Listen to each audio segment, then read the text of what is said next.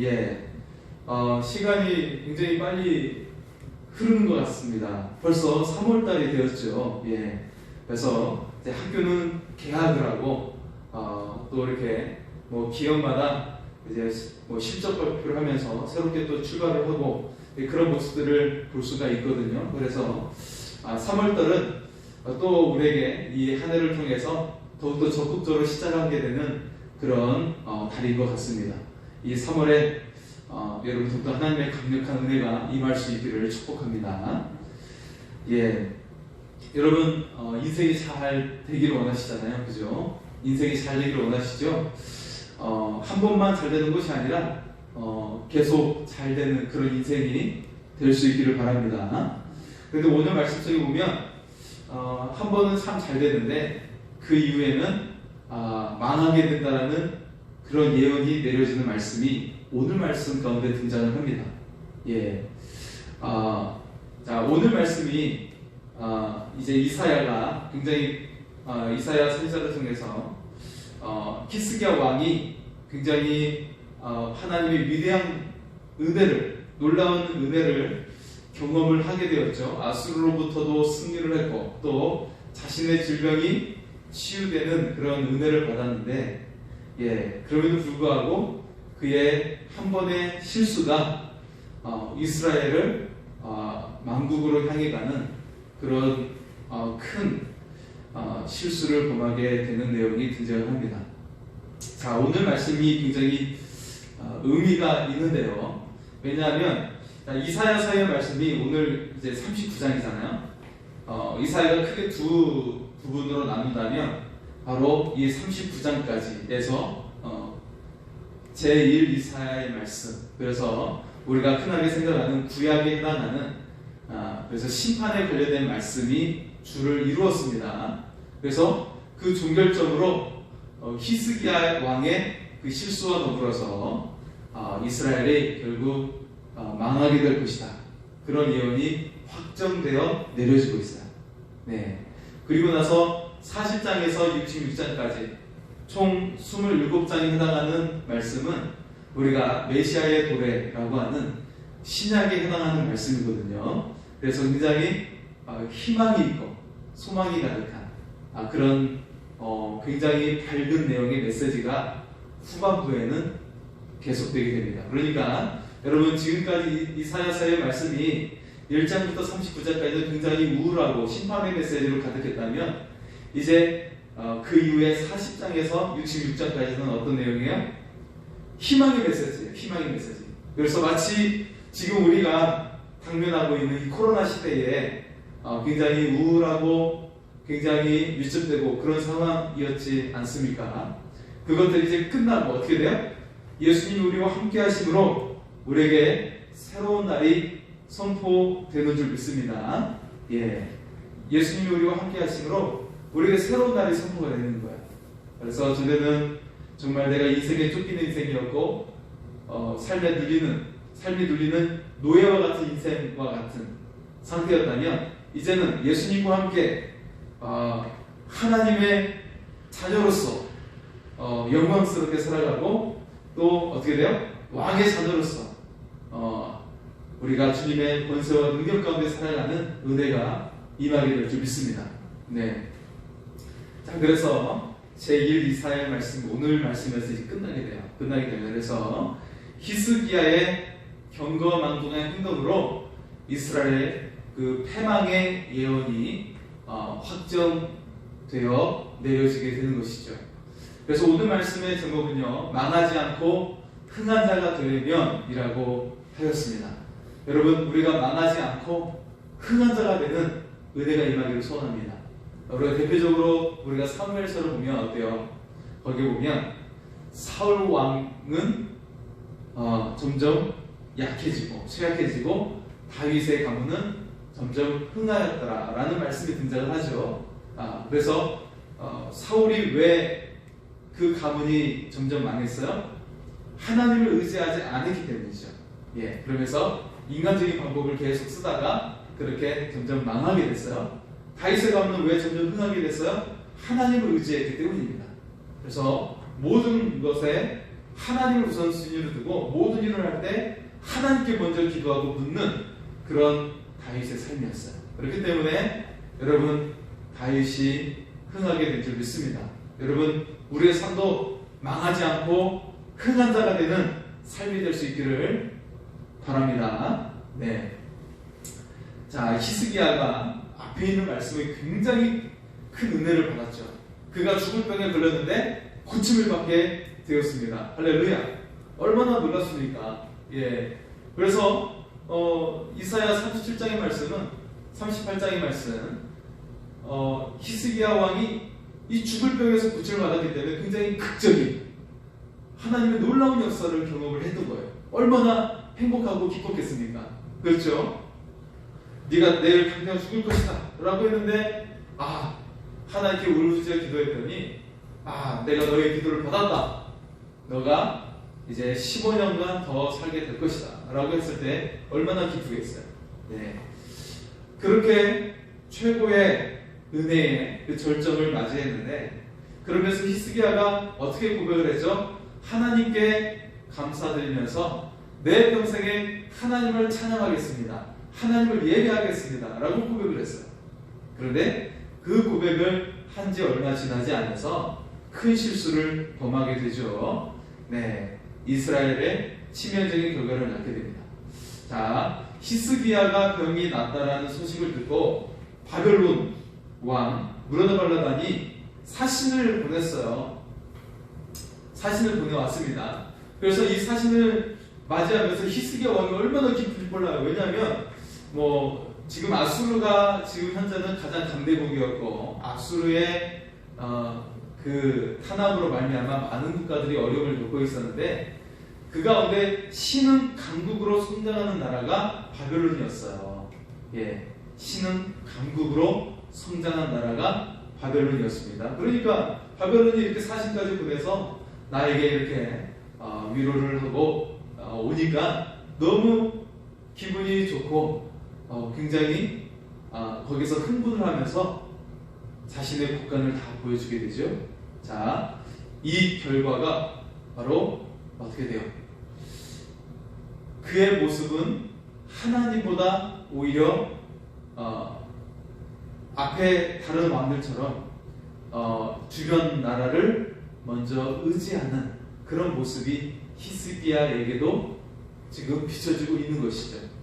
그에게도 보이고 있는 것입니다. 그리고 그 결과로 인해 히스기야 자신의 인생은 평안을 누리지만 이스라엘은 만국을 향해 가야 하는 예언이 내려지게 됩니다.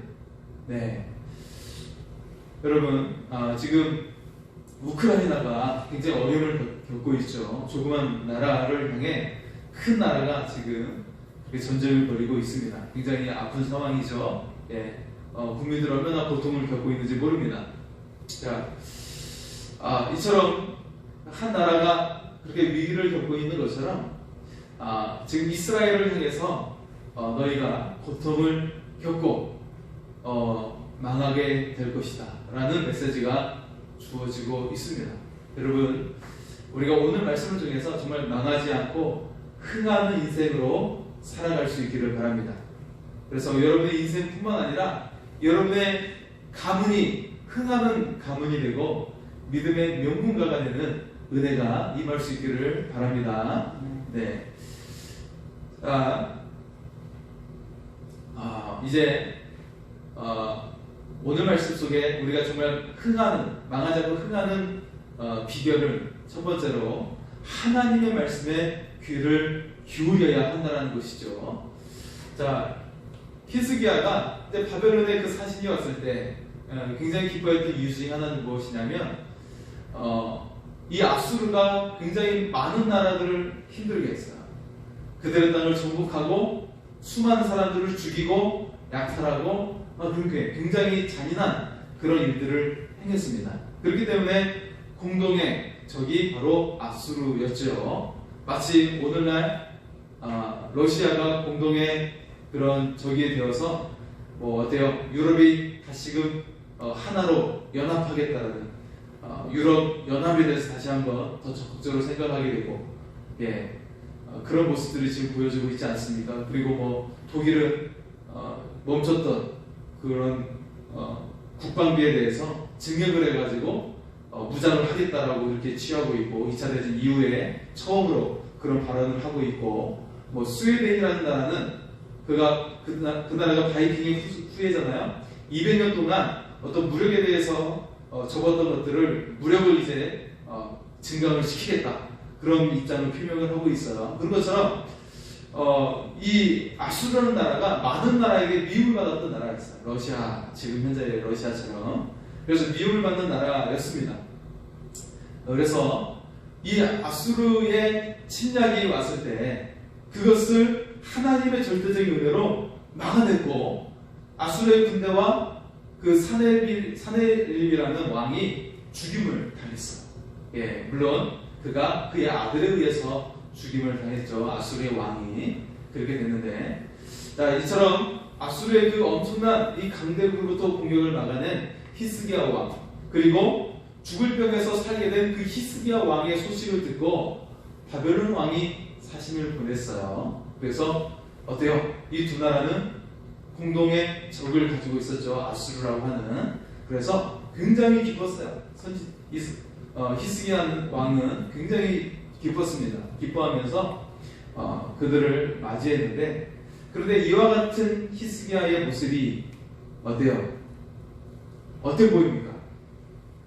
신앙적이지 않고 불신앙의 모습이었다는 것입니다. 그의 숨겨진 이면에 하나님보다 더 사람을 신뢰하는 그런 모습을 보이고 있다는 것입니다. 그래서 오늘 말씀 속에 무엇을 말씀하고 있냐면 하나님의 말씀에 귀를 기울여야 한다는 것이에요. 하나님의 말씀에 귀를 기울여야 한다. 오늘 이사야 선지자도 히스기야 왕에게 말을 하고 있지만 하나님이 이스라엘 역사 가운데 선지자들 통해 끊임없이 반복해서 했던 말씀이 무엇이냐면 너희가 이방 나라가 아니라 오직 하나님만을 의지하는 거예요. 한번 따라할까요? 사람이 아니라 하나님만 의지합시다. 한 번만요. 한 번 더요. 사람이 아니라 하나님만 의지합시다. 할렐루야. 이 말씀이 반복되고 있는 거예요. 그런데 이 단순한 약속이잖아요. 그렇죠? 그런데 이 단순한 이 명령을, 이 하나님의 말씀을 끊임없이 지키지 않는 거예요. 그래서 눈에 보이는, 여러분 눈에 보이지 않는 하나님을 의지하기가 사실 쉽지는 않죠. 그래서 눈에 보이는 옆에 있는 나라를 의지하고 사람을 의지합니다. 그래서 역대 왕들이 그런 모습을 계속 반복하고 있어요. 예, 그래서 이스라엘 두 개 나라로 나눠지잖아요. 북이스라엘은 끊임없이 하나님을 의지하지 않고 우상만 섬겼어요. 북이스라엘. 그래서 북이스라엘이 먼저 멸망을 하죠. 예, 그래서 먼저 멸망을 하고 유다는 어때요? 유다는 하나님을 섬겼다가 섬기지 않았다. 섬겼다가 섬기지 않았다. 이걸 반복하고 있어요. 그래서 그나마 유다는 계속 왕을 깨우는 선지자들을 하나님께서 계속 끊임없이 보내주셨죠. 이스라엘에 비해서, 북이스라엘에 비해서 유다 왕국은 더 적극적으로 하나님께서 보내주시면서 왕들을 깨우치게 하셨습니다. 네, 그리고 그 가운데 선한 왕들이 등장을 했는데 사실 그 중에 한 명이 히스기야 왕이었죠. 하지만 그럼에도 불구하고 히스기야도 자신의 앞에 있는 왕들처럼 하나님의 말씀을 완벽하게 지키지 못하고 어때요? 이처럼 다른 나라에 잠깐 귀가 솔깃하면서 의지하려고 하는 모습을 보이고 있었다는 것입니다. 여러분, 우리가 이 세상을 살아갈 때 하나님의 말씀에 귀를 기울일 수 있기를 소원합니다. 네, 그 말씀이 굉장히 나에게 어떤 자유를 뺏어가는 것 같고 그리고 나를 내 행복을 뺏어가는 거 아니야? 라고 생각할지 모르지만 오히려 나에게 더 자유를 주는 말씀이고 우리를 더 행복하게 하는 말씀이고 우리를 더욱더 하나님의 축복이 오게 하는 그런 하나님의 말씀인 것을 우리가 기억할 수 있기를 소원합니다.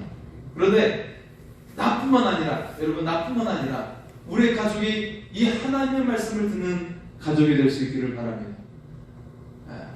그래서 여러분의 가문이 이 하나님의 말씀을 절대적으로 신뢰하면서 그 말씀을 향해 나아갈 때 여러분 하나님의 약속이 이루어지고 하나님의 언약이 실현돼서 여러분의 가정이 정말 놀라운 축복의 가정이 될 줄 믿습니다.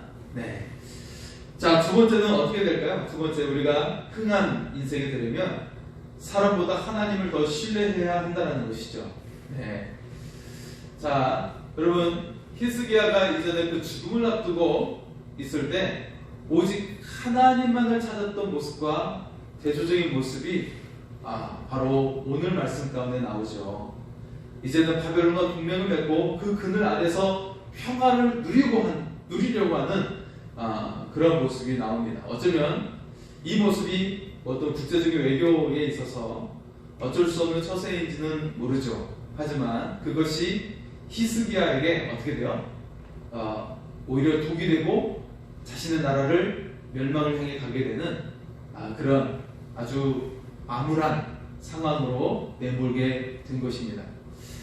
예, 내가 생각할 때는 이처럼 이렇게 외교 관계를 잘 맺으면 승승장구할 것 같고 경제적인 무역도 잘 이루어져서 부유해지고 좋아질 것 같은데 그렇지 않다는 거예요. 그렇지 않다. 예, 사람을 의지할 때 어떻게 돼요? 결국에는 그 사람에 의해서 배반을 당하고 어려움을 당할 수가 있어요. 실제로 여러분 지금 바벨론 사신에게 자신의 모든 왕궁의 보물과 성전의 보물을 다 보여줬잖아요. 어떻게 되죠? 200년 후에 예, 200년도 안 됩니다. 한 대략 180년, 150년 그 정도 이후에 이 바벨론이 내 보화를 보여줬던, 내 창고를 보여줬던 이 바벨론에 의해서 유다가 멸망을 당하게 되는 것이에요. 예, 얼마나 안타까운 일이 일어나는 것입니까? 여러분, 우리가 하나님의 은혜를 받고도 우리는 쉽게 하나님의 은혜를 잊어버리는 경우가 많이 있어요. 여러분 최근에 하나님의 은혜를 여러분 어떤 은혜를 경험하고 기억하고 있습니까? 네, 여러분 최근에 하나님의 은혜에 대해서 무엇을 감사한 적이 있습니까? 네, 우리가 처음에 하나님 믿을 때는 이 작은 은혜에 너무나도 감격하고 감사를 하거든요. 그런데 시간이 지날수록 하나님은 계속 우리에게 응답하시고 우리와 함께 하시는데 은혜를 베풀고 계시는데 이 감각이 무뎌지면서 하나님의 은혜를 생각하지를 못해요. 네, 그래서 결국에는 어떻게 돼요? 하나님과 점점 우리의 마음이 멀어지고 우리의 마음이 굉장히 무뎌지고 그리고 마음이 완악해지는 그런 모습이 우리 가운데 비춰집니다. 여러분, 우리가 첫신앙의 그 기쁨처럼 순수한 그런 믿음을 가졌던 때처럼 우리가 작은 것에 하나님께 감사하고 그 은혜를 고백하는 우리의 신앙이 될 수 있기를 소원합니다. 무엇보다도 사람이 아니라 하나님을 신뢰하는 인생이 될 때 여러분 하나님께서 여러분의 삶을 흥하게 하여 주실 줄 믿습니다. 네. 자, 그리고 마지막 세 번째는 어떻게 될까요? 우리가 망하지 않고 흥한 인생이 되려면 변치 않은 믿음을 간직해야 된다는 것입니다. 자, 6절 말씀해 볼까요? 6절 말씀 보겠습니다. 보라, 날이 이르리니 내 집에 있는 모든 소유와 내 열조가 오늘까지 쌓아둔 것이 모두 바벨론으로 옮김바 되고 남을 것이 없으리라. 여호와의 말이니라. 예, 굉장히 암담한 말씀이죠. 자, 히스기야는 하나님의 큰 은혜를 너무나도 놀라운 큰 은혜를 받았어요. 예, 역전의 은혜를 받았어요. 역전. 예, 아수르의 엄청난 군대 18만 5천 명이 쳐들어왔는데 하나님께서는 그들을 전멸시키는 사건을 일으켜 주셨습니다. 뿐만 아니라 그 왕, 사네립 왕은 자신의 왕국으로 돌아가서 자신의 두 아들에 의해서 죽임을 당하게 되죠. 그러면서 히스기야 왕의 그리고 이스라엘을 굉장히 굳건하게 만드신 하나님의 은혜를 경험을 했어요. 얼마나 놀랐습니까? 뿐만 아니라 죽을 병에 걸렸는데 그의 인생이 15년간 연장이 되는 은혜를 받게 되었습니다. 엄청난 은혜이잖아요. 근데 이 은혜를 받았는데 놀라운 은혜를 받았음에도 불구하고 그가 하나님을 잠깐 잊었다라는 것입니다. 네. 자, 배은망덕했던 모습. 예. 당시 이스라엘의 만연했던 모습, 유다 백성들의 그 죄악상을 대표한 것 중에 하나가 바로 이 배은망덕이었죠. 유다의 죄는 하나님의 능력을 의지하지 않고 강대국을 의지했던 죄였어요. 예, 그래서 선지자는, 하나님께서 보내신 그 선지자는 친애국 정책도 따르지 말고 친아수르 정책도 따르지 말라고 계속 강조하고 하나님의 말씀을 그렇게 전했습니다. 예, 여러분, 우리가 사람의 어떤 이성으로 생각할 때 이 선지자의 말은 굉장히 이치에 맞지가 않죠. 예, 합리적이지가 않아요. 네. 왜냐하면 현실이기 때문에 그렇죠. 네. 지금 당장 러시아가 쳐들어오는데, 예, 옆에 있는 나라와 동맹을 맺고 무기를 빨리 공급받고 군대를 공급받고 해서 대치하게 싸워야 되지 않습니까? 예. 예. 그런데 하나님이 이스라엘 역사를 통해서 이스라엘보다 그 나라가 2배가 많든 심지어는 10배가 많다 할지라도 승리하는 역사를 이루어 주셨습니다. 가장 대표적인 사건은 가나안 땅을 정복했을 때의 사건이었고, 예, 자신의 나라보다 훨씬 큰 나라들을 정복을 했어요. 예, 최소한 10배 이상의 큰 무리, 숫자도 많고 그들이 연합해 있고 그런 상황이었는데 하나님께서는 이스라엘과 함께 하셔서 승리케 하셨습니다. 그리고 구스라는 나라, 지금은 이디오피아죠. 구스라는 나라가 이집트만큼이나 강력한 나라였습니다.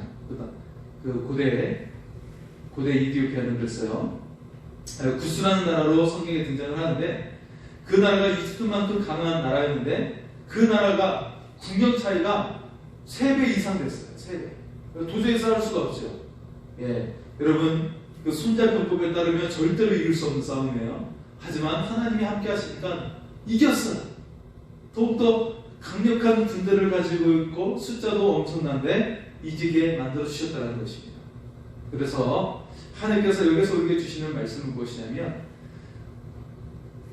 지금 너희가 이스라엘이 강대국 가운데 끼어 있어요. 예, 아래는 애굽이 있고, 그리고 그 옆에 인접한 나라는 브레셋이라는 강력한 나라가 있고, 또 근처에 아람이라는 나라가 또 유협해 있고, 아람이라는 나라도 굉장히 강력했죠. 그런데 이제는 아수르라는 엄청난 제국이 그들에게 위협을 가하고 있습니다. 그렇게 강대국에 둘러싸여 있는 상황 속에서 하나님만을 의지하라는 거예요.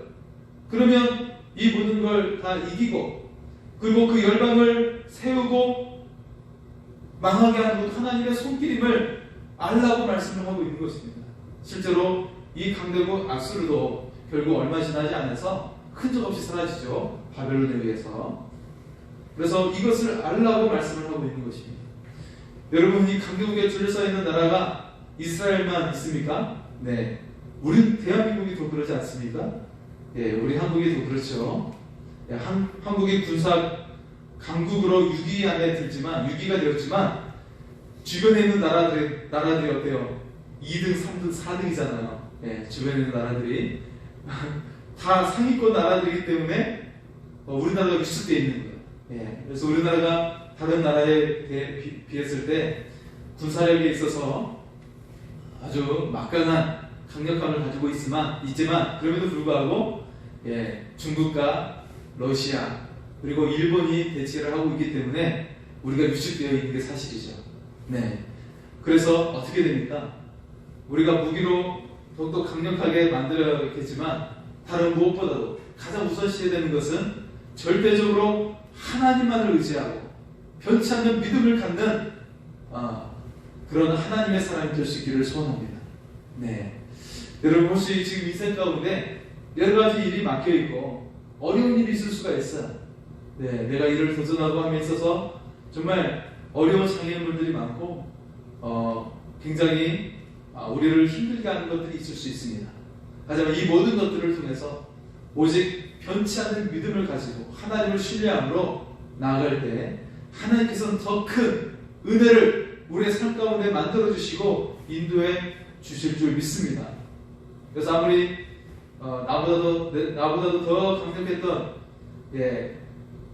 가나안의 족속이라 할지라도, 그리고 이집트나 구스라는 나라를 할지라도 하나님의 손이 함께 하신다면 하나님의 약속이, 하나님의 은혜가 우리의 삶 가운데 이루어지게 될 줄 믿습니다. 네. 그래서 오늘 우리의 삶이 이 3월달을 살아가고 우리가 이 사순절을 시작하면서 모든 상황에서 하나님만을 변치 않는 믿음으로 우리가 믿을 수 있기를 소원합니다. 네. 그러면 이제 이 위드 코로나 시대에 여러분의 삶을 하나님께서 높여주시고 아름다운 약속이 이루어지는 삶으로 인도해 주실 줄 믿습니다. 한때 종교개혁을 일으켰고 정말 위대한 하나님의 사람으로 쓰임받았던 히스기야이지만 그도 잠깐 신앙의 안일함에 빠졌을 때 자기 자신과 후손 그리고 자신의 나라에 치명적인 그런 불행을 낳게 되는 결과가 오게 되었어요. 그래서 우리는 어떻게 해야 됩니까? 사도 바울이 빌립보서 4장 12절에 고백했던 것처럼 우리가 배부름과 배고픔 그리고 풍부와 풍부에 처할 줄 아는 일체의 비결을 배우면서 내게 능력 주신 자 안에서 내가 모든 것을 할 수 있나이다 라는 믿음을 가질 수 있기를 소원합니다. 내가 잘 될 때도 오직 하나님만 찬양하고 내가 어려울 때도 오직 하나님만 의지하는 그 믿음, 그런 내 능력 주시는 안에서 나의 모든 삶이 내가 무엇이든지 할 수 있습니다 라고 고백하는 그런 믿음의 고백이 우리가 있을 수 있기를 소원합니다. 그럴 때 하나님께서 여러분의 모든 삶 가운데 신실함으로 인도해 주실 줄 믿습니다. 자, 우리가 이제 이 사순절에 우리가 회복의 기도로 나갈 수 있었으면 좋겠습니다. 하나님, 내 신앙이 회복되어지게 하여 주시고 우리의 가정이 회복되어지게 하여 주시고 우리 교회가 회복되어지게 하여 주시고 또 교회 많은 성도들의 삶이 회복되게 하여 주옵소서. 우리 그런 마음으로 하나님은 너를